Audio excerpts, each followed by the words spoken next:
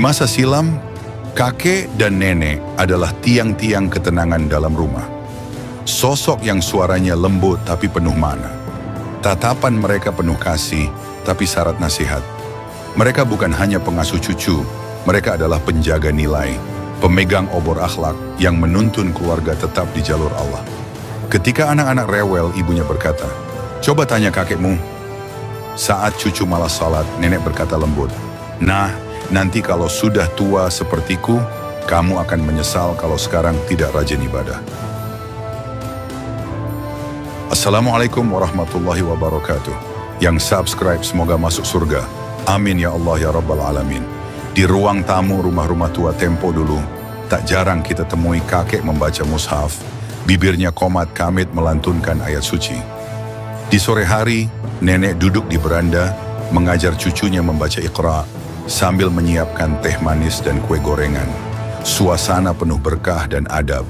Tak ada yang lebih menenangkan hati seorang anak daripada pelukan neneknya yang hangat. Diiringi doa-doa panjang dalam salat malam yang tak pernah terdengar siapapun. Nenek dan kakek dahulu adalah kompas hidup. Rasulullah Shallallahu Alaihi Wasallam bersabda, "Bukan termasuk golongan kami orang yang tidak menyayangi yang muda dan tidak menghormati yang tua." Hadis riwayat Tirmidzi nomor 1921. Inilah Islam yang penuh adab. Hormat kepada orang tua bukan hanya tradisi tapi syariat. Dan menjadi tua bukan hanya soal usia tapi kemuliaan yang harus dijaga dengan akhlak dan ibadah. Namun kini, dua kakek dan nenek di banyak tempat tak lagi dikenal sebagai sumber nasihat dan pengingat akhirat. Sebagian malah berubah jadi seleb TikTok, penikmat tren, bahkan pelaku challenge yang seharusnya ditinggalkan anak muda. Apalagi orang yang telah berubah. Demi konten, demi likes, demi komentar pujian dari orang asing. Tak sedikit yang rela menari, diiringi musik dangdut remix, berdandan menor, bersuara centil, memamerkan gaya-gaya muda yang seolah lupa usia. Fenomena ini bukan hal asing. Coba buka media sosial, kita akan melihat perempuan tua mengenakan pakaian mencolok sambil berjoget dengan gaya yang mengundang tawa. Dan bukan tawa hormat, tapi ejekan. Lelaki renta yang mengajak cucunya bergaya ala artis Korea, bukan mengajarkan bacaan Al-Fatihah. Yang lebih menyedihkan, seringkali anak dan cucu mereka justru menjadi penyemangat. "Ayo nek, lucu nih, pasti viral." Tanpa sadar mereka sedang menggerus wibawa orang tua sendiri. Mereka yang dahulu menjadi penjaga akhlak kini malah dijadikan konten hiburan dunia. Rasulullah Shallallahu Alaihi Wasallam bersabda, "Jika engkau tidak malu, maka berbuatlah sesukamu." Hadis riwayat Bukhari nomor 3483. Hadis ini seakan nyata di zaman kita. Saat rasa malu lenyap, yang terjadi adalah kekacauan nilai yang seharusnya menjadi peringatan, malah menjadi hiburan. Padahal usia tua adalah fase menuju kematian, bukan masa untuk bermain-main, apalagi menjadi bahan tawa publik. Tapi kini, batas itu telah kabur. Dunia maya menipu. Membuat yang tua merasa muda, membuat yang sudah dekat akhir hayat merasa seperti sedang memulai petualangan hidup. Disinilah kita bertanya, apakah ini sekadar fenomena biasa? Atau bagian dari tanda-tanda akhir zaman yang telah Rasulullah Shallallahu Alaihi Wasallam sampaikan? Apakah ini hanya hiburan, ataukah bencana nilai? Dahulu viral adalah hal yang asing. Popularitas bukan sesuatu yang dicari oleh para orang tua. Mereka lebih khusyuk dalam beribadah, khawatir akan sisa umur, takut akan pertanggungjawaban di hadapan Allah. Tapi hari ini, dunia terbalik. Viral menjadi kebanggaan, bahkan bagi mereka yang rambutnya telah memutih. Seorang nenek bergoyang dengan gerakan lincah, mengenakan pakaian mencolok, tertawa terbahak di depan kamera. Ribuan orang menonton, sebagian tertawa, sebagian memuji, sebagian mencibir. Tapi yang lebih menyedihkan, keluarganya sendiri mendukung. Yang dulu menjadi simbol kehormatan, kini menjadi tontonan hiburan. Tak sedikit pula kakek tua yang duduk dengan gaya anak muda, berpos sambil menyebut jargon-jargon kekinian. Ada yang dijadikan konten prank, ditertawakan oleh cucunya sendiri, padahal dulu tangannya yang menggendong mereka dengan peluh dan air mata. Dan di balik semua ini, tak ada yang mengingatkan, tak ada yang berkata, "Kakek, nenek, bukankah lebih indah jika waktu kita diisi dengan mengaji, berzikir, mengingat kematian?" Rasulullah Shallallahu Alaihi Wasallam bersabda, "Tidak akan bergeser kedua kaki seorang hamba pada hari kiamat hingga ia ditanya tentang umurnya, untuk apa ia habiskan." Hadis riwayat Tirmidzi nomor 2417. Umur adalah amanah, bukan untuk dipermainkan. Apalagi di usia tua ketika tubuh sudah renta, penglihatan mulai kabur, pendengaran berkurang, itu semua adalah isyarat dari Allah bahwa dunia semakin dekat ditinggalkan. Namun kini, bukan hanya fisik yang melemah, rasa malu pun memudar, iman pun menipis. Dalam tradisi kita, kakek dan nenek selalu dihormati. Mereka menjadi tempat bertanya, sumber solusi, dan penyambung silsilah. Dulu anak-anak menunduk saat berjalan di hadapan kakeknya. Tak berani bicara keras, bahkan mencium tangan setiap pagi.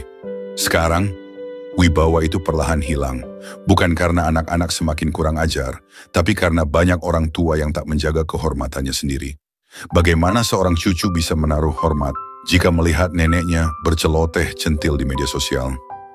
Bagaimana seorang anak bisa belajar adab jika sang kakek lebih sibuk membuat konten lucu daripada menjadi pengingat salat? Kita tak sedang menyalahkan teknologi, tapi saat yang tua tak tahu lagi batasannya, maka nilai akan tumbang, keteladanan akan sirna, dan rumah tangga akan kehilangan arah. Dari Abu Hurairah radhiyallahu anhu, Rasulullah Shallallahu Alaihi Wasallam bersabda, "Di antara tanda-tanda kiamat adalah orang-orang tua menyerupai anak muda dan anak muda menyerupai orang tua." Hilyatul Aulia, Abu Nuaim. Sungguh kita hidup di zaman aneh. Anak-anak menjadi tua sebelum waktunya, berpikiran matang karena melihat keburukan orang tuanya. Dan orang tua menjadi kekanak-kanakan, ingin terus disorot, dihargai, dipuji, meski lewat cara yang memalukan. Mereka lupa, kemuliaan orang tua bukan pada ketenaran, tapi pada keteladanan. Jika usia telah mencapai senja, namun hati masih mencintai dunia, maka kemuliaan umur itu hilang. Jika uban di kepala tidak membuat kita tunduk kepada Allah, lalu apa yang bisa menyadarkan kita? Di antara harta paling berharga yang dulu dimiliki oleh para orang tua kita adalah rasa malu.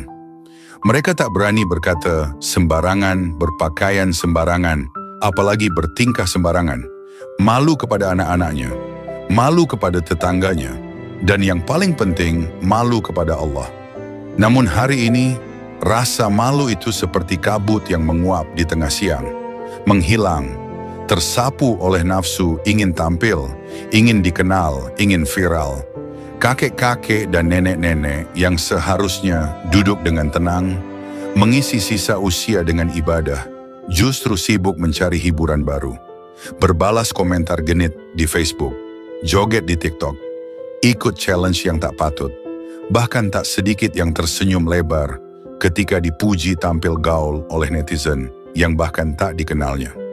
Rasulullah Shallallahu Alaihi Wasallam bersabda, "Sesungguhnya di antara ucapan kenabian terdahulu yang masih dikenal umat manusia adalah, jika engkau tidak malu, maka berbuatlah sesukamu." Hadis riwayat Bukhari, nomor 3483. Inilah hadis yang menyentuh jantung zaman kita. Ketika malu sirna, maka pintu-pintu dosa terbuka. Orang tak lagi ragu mempertontonkan apa yang semestinya disembunyikan. Bahkan merasa bangga. Bukankah seharusnya usia tua menjadi saat yang paling dekat dengan Allah? Saat hati lebih tenang, waktu lebih lapang, dan dunia mulai terasa sempit. Namun kini, justru usia senja menjadi masa kebangkitan nafsu, karena tidak ada lagi benteng malu yang menahan diri. Apalah artinya senyum yang ditonton ribuan orang jika Allah melihatnya dengan murka? Apalah artinya tertawa dalam layar jika tangis menanti di alam kubur? Orang yang tua seharusnya menjadi teladan, tapi saat rasa malu hilang, ia berubah jadi bahan candaan. Setiap yang hidup akan mati, dan setiap yang mati akan dibangkitkan sesuai amal terakhirnya. Usia tua adalah isyarat dari Allah bahwa waktu semakin sempit. Namun banyak yang mengira bahwa tua itu hanya tentang uban dan keriput. Padahal tua adalah panggilan pulang. Panggilan untuk bersiap, untuk memperbaiki, untuk meninggalkan dunia dengan husnul khatimah. Namun, apa jadinya jika seseorang mengakhiri hidupnya dengan maksiat, dengan kelalaian, dengan menjadi bahan tertawaan manusia dan bukan menjadi kekasih Allah? Rasulullah Shallallahu Alaihi Wasallam bersabda, sesungguhnya amal itu tergantung pada akhirnya.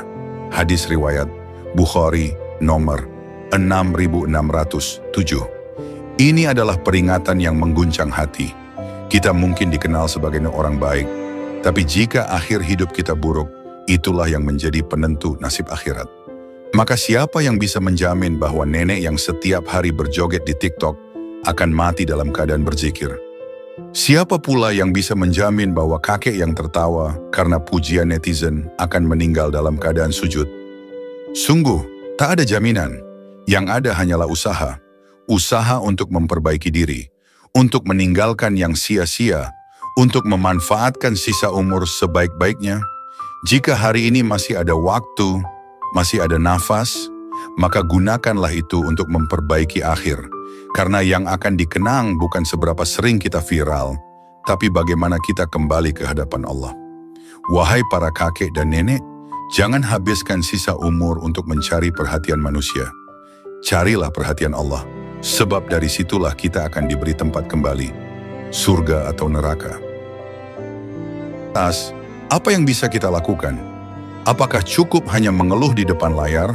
Apakah hanya bisa menggelengkan kepala sambil berkata, inilah zaman fitnah? Tidak. Sebagai umat Nabi Muhammad Shallallahu Alaihi Wasallam, kita punya kewajiban untuk memperbaiki. Dan itu dimulai dari rumah, dimulai dari kita sendiri. Pertama, kita harus berani menyampaikan kebenaran dengan lemah lembut dan penuh kasih sayang. Jika kita melihat nenek kita ikut challenge tak pantas di TikTok, jangan hina, tapi peluk dan bisikkan, nenek, banyak orang yang menghina, tapi Allah lebih pantas kita takuti. Kedua, isi ruang-ruang digital dengan cahaya. Ajak orang tua untuk menggunakan media sosial sebagai sarana dakwah, bukan tempat pamer. Ajak mereka membuat konten mengaji, membaca kisah-kisah hikmah, atau sekadar doa-doa sederhana yang bisa menjadi amal jariah. Ketiga, jangan biarkan mereka sendiri. Kadang orang tua ikut arus zaman karena mereka kesepian, karena tak ada yang menemani, karena tak ada yang mendengarkan. Kita anak-anaknya sibuk dengan urusan sendiri. Maka wajar jika akhirnya mereka mencari pelarian, meski di tempat yang salah. Tugas memperbaiki bukan hanya untuk para ustaz. Umur panjang bukan untuk pamer, bukan untuk mengejar pujian, tapi untuk memperbanyak sujud, untuk memperbanyak zikir, untuk memperbanyak amal sebelum nyawa berpisah dari raga. Wahai para orang tua, jadilah peneduh bagi anak-anakmu. Jadilah penunjuk arah dalam dunia yang kehilangan arah. Jangan tukarkan kemuliaan masa tuamu dengan tepuk tangan dunia maya yang cepat berlalu. Dan wahai para anak, jagalah orang tuamu. Nasihatilah mereka dengan cinta. Doakan mereka agar husnul khatimah. Karena saat kelak mereka tiada, tak ada yang akan membanggakanmu selain amal baik yang mereka tinggalkan. Jika video ini menyentuh hatimu, jika kamu rindu melihat kakek dan nenek kembali menjadi cahaya keluarga, bantu sebarkan video ini. Jadilah bagian dari perbaikan umat. Tekan like, tulis komentarmu, dan jangan lupa subscribe untuk konten penuh hikmah berikutnya. Semoga Allah jaga kita dan orang tua kita dari fitnah akhir zaman. Amin ya rabbal alamin, wallahu alam bisawab. Saya jadi terbayang hadisnya Nabi Muhammad SAW. Kata Nabi Muhammad, jenazah tuh kalau lagi dibawa menuju kubur, itu akan teriak-teriak dengan teriakan yang didengar semua makhluk, kecuali manusia sama jin yang nggak bisa dengar. Sisanya yang lain semua dengar. Tikus dengar, kucing dengar, setan dengar, malaikat tentu saja dengar. Semua makhluk-makhluk dengar teriakannya. Apa teriakannya?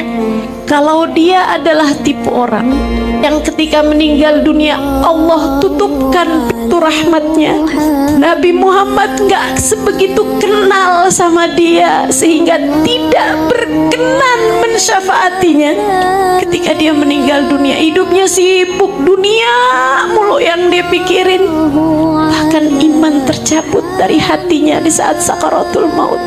Dia mati dalam keadaan su'ul khotimah.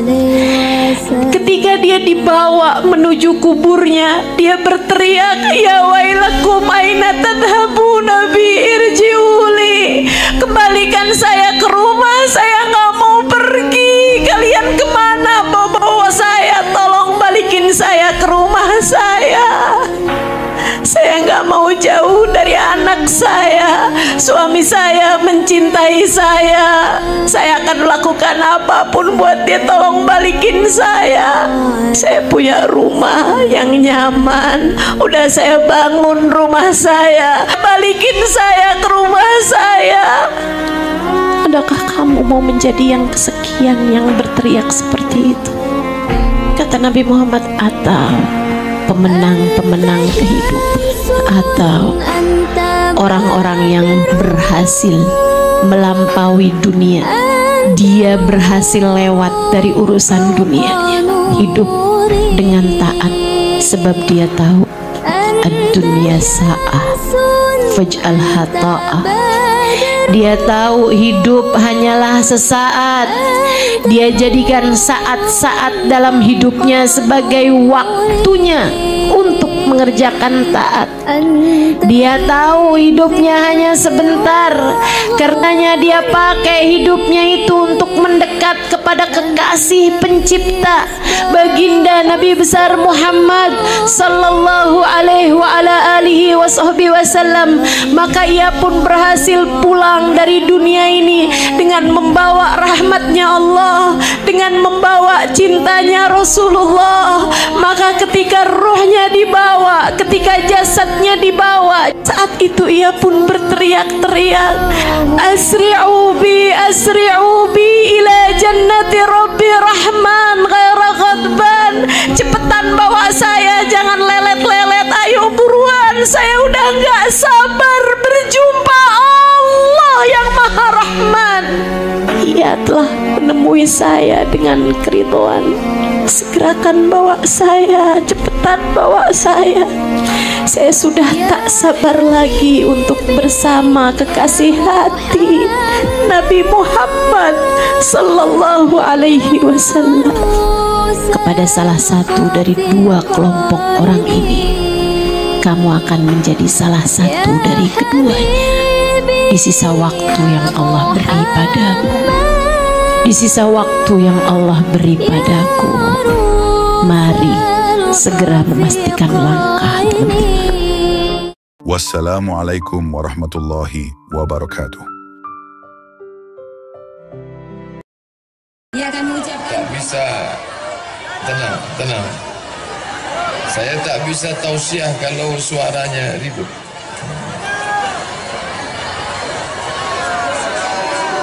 Tenang. Tadi mereka minta duduk karena ibu bapak yang di belakang mau menengok. Duduk. Duduk ke bawah. Karena protokol berpantun, maka tradisi orang pesisir, kata dia, mesti pula dibalas dengan pantun.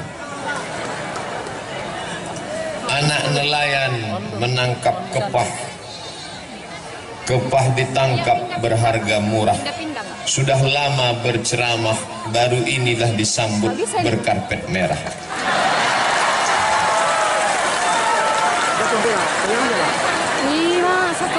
Kepah digulai sangatlah sedap, digulai dengan sambal tomat. Berjumpa dengan Pak Bupati Pangonal Harahap yang lebih ganteng dari Ustaz Somad. Itu pun pantunnya baru dapat tadi. Tadi Pak Bupati menyebut Katanya kisah mengundang saya ini penuh dengan liku-liku. Sebetulnya itu singkatan saja. Kepanjangannya penuh dengan liku-liku, laki-laki yang tak laku-laku karena luka-luka. Saya diundang oleh Bapak Menteri Pemuda dan Olahraga melalui stafnya. Ustadz Somad, kami staf menteri, kapan Ustadz bisa datang ke Jakarta? Saya jawab, saya penuh sampai Desember 2018. 15 bulan lagi saya tak bisa diundang. Kemarin di Yogyakarta saya diundang di UII, Universitas Islam Indonesia. Lalu datang salah seorang keluarga Pak Jokowi, Presiden. Ustadz, mau kami undang ke Solo, acaranya pembagian 1000 Quran gratis. Nanti Pak Jokowi akan menyerahkan Quran, Ustadz yang ceramah. Saya jawab, insya Allah bisa 2019. Tak bisa. Ketika saya pulang ke rumah, tepatnya jam 5 sore, sampai di rumah badan letih, tak berapa lama terdengarlah suara orang mengetuk pintu. Saya buka pintu, saya tak kenal. Assalamualaikum Ustaz. Waalaikumsalam. Silakan masuk. Dari mana? Kami utusan Bupati Labuhan Batu. Langsung dari Rantau Prapan ini? Iya. Maksudnya mau mengundang Ustaz. Tak mungkin saya jawab 2019. Terbayanglah saya ini orang datang dari Labuhan Batu, Rantau Prapan, masuk ke Riau, sekarang baru datang hanya untuk mengundang. Terbayang saya lagi kalau dia pulang, saya tak datang, akan dihamuk oleh bupati. Maka waktu itu lama saya berpikir, tunggu saya buka jadwal saya dulu. Saya lihat adalah yang bisa saya datang, tapi saya tak bisa malam, karena saya mengajar sampai jam 5 sore. Habis itu baru kita berangkat malam, paginya ceramah. Memang kebetulan acaranya memang kita buat pagi Pak Ustaz. Oh, kalau begitu buatlah hari Rabu, hari Selasa saya selesai mengajar jam 5 sore, jemput saya sore, berangkat kita malam. Lalu istirahatnya kapan? Di mobil itulah kita istirahat. Alhamdulillah tadi malam tertidur, sampai di sini pas azan subuh, sholat subuh. Selesai subuh langsung kultum. Kuliah 7 menit. Tapi karena sedap jamaah itu bertambah 20 menit. Habis itu baru pulang ke hotel, tidur 1 jam. Jam 7 bangun. Barulah kemudian berjumpa dengan Pak Bupati, berjumpa dengan Pak Wakil Kapolres, berjumpa dengan Pak Komandan Kodim, berjumpa pula dengan guru saya dulu di Madrasah Aliyah Sanawiyah Muallimin Medan tahun 1993. Itulah dia Ustadz Darwis yang sekarang menjadi Ketua Majelis Ulama Indonesia Kabupaten Labuhan Batu. Di antara semua Ustadz di Muallimin itu, inilah Ustadz yang paling saya ingat. Kenapa? Pernah kami ditempelengnya satu lokal. Dia mengajar bahasa Arab. Waktu itu dia masih muda, sedang keras-kerasnya. Tamatan Libya, Muammar Gaddafi. Satu yang tak ditempelengnya, namanya Yusuf. Sekarang kerja di kantor urusan agama Kabupaten Pasaman. Saya tanya dia, Sob, ingat kau Ustadz Topu? Ingatlah kata dia, aku yang tak ditempeleng, karena kecil dia. Sekali tempeleng mati si Yusuf. Alhamdulillah hari ini berjumpa balik. Mungkin karena barokah guru itulah kita bisa menjadi orang hari ini. Oleh sebab itu tak sakit hati Ustaz ditempeleng, tidak, tapi ingat ada. Masya Allah. Berjumpa semuanya hari ini. Lalu kemudian sambutan Kabupaten Labuhan Batu luar biasa. Belum pernah saya berceramah tentara polisi sebanyak ini. Ini yang selama ini mengejek-ejek saya di internet, dibuatnya foto saya pakai kacamata, dicoret-coretnya, karena dia selama ini hanya menengok yang mengawal saya Satpol PP. Setelah hari ini tahu dia saya pulang dari Labuhan Batu, polisi, tentara, insya Allah tak ada berani lagi ini. Tengoklah nanti. Luar biasa. Tadi disambut mulai jam 7, jam 8, jam 9. Makan sarapan pagi. Tak berhenti berfoto. Sampai terlintas di pikiran saya, aku ni diundang ceramah apa diundang berfoto? Begitulah sambutan masyarakat, kerinduan kaum muslimin muslimat di Labuan Batu. Sampai di dalam bersalaman, disuguhkan pula, didudukkan saya didampingi dua, Pak Bupati, Pak Wakil Bupati. Makanannya, kuehnya, buah-buahannya, macam-macam buah. Cuman sayangnya tak dibuka plastiknya.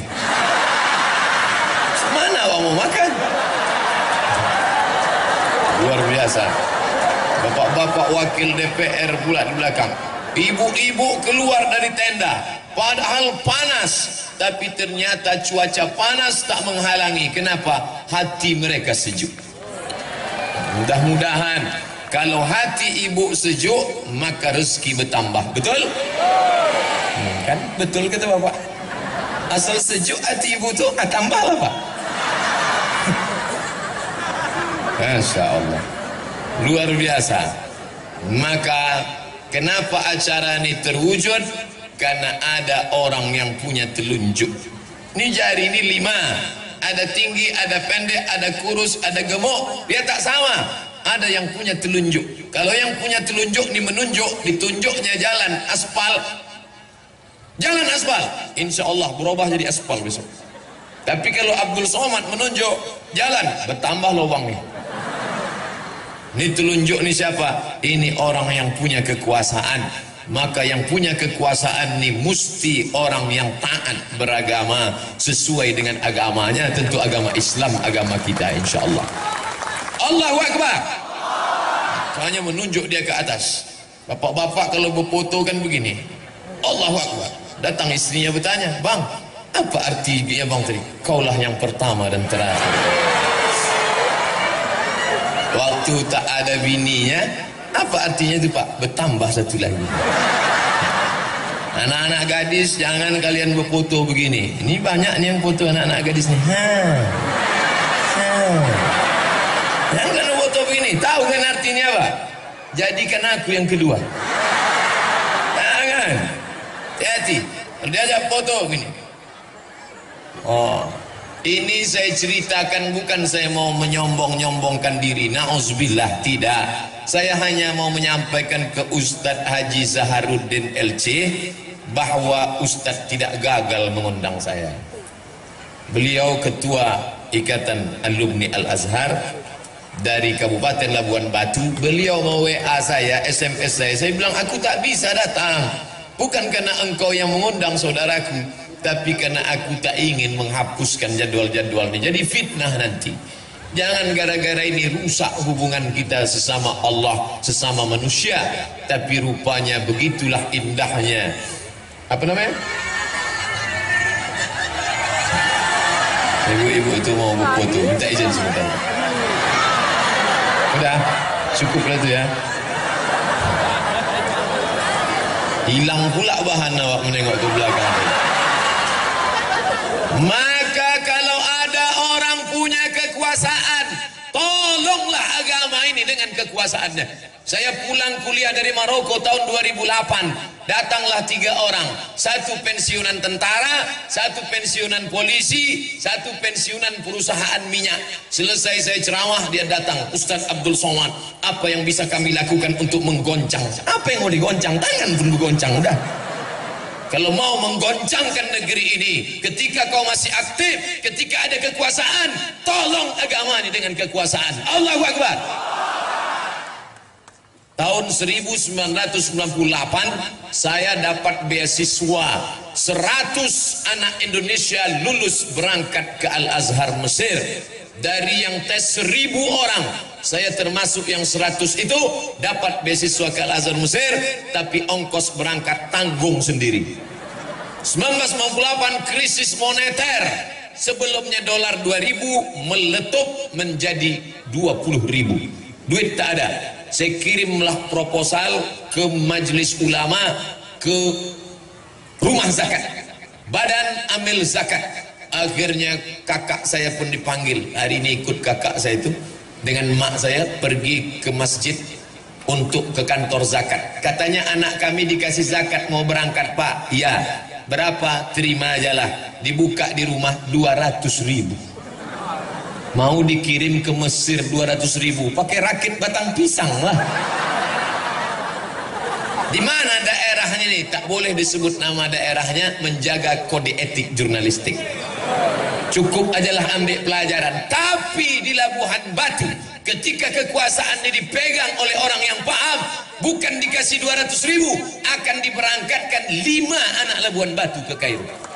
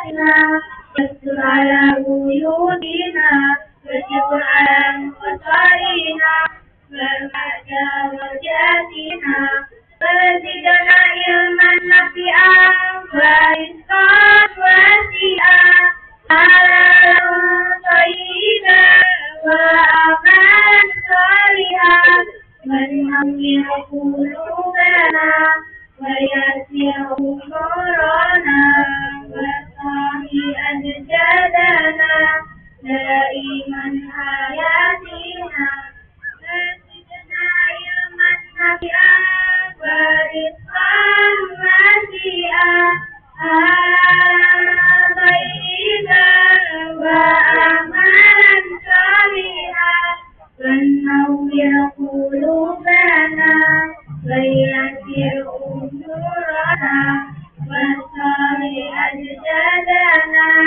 دائما حياتنا إلا الخير قربنا عن الشر بعدنا والقربى رجاؤنا آخرا جهنمنا بلغ مقاصدنا وفيها وإيدنا والحمد لله الذي هدانا صل وسلم على طه خليل الرحمن وآله وصحبه إلى آخر الزمان صل وسلم على طه خليل الرحمن وآله وصحبه إلى آخر الزمان. Assalamualaikum warahmatullahi wabarakatuh. Ya.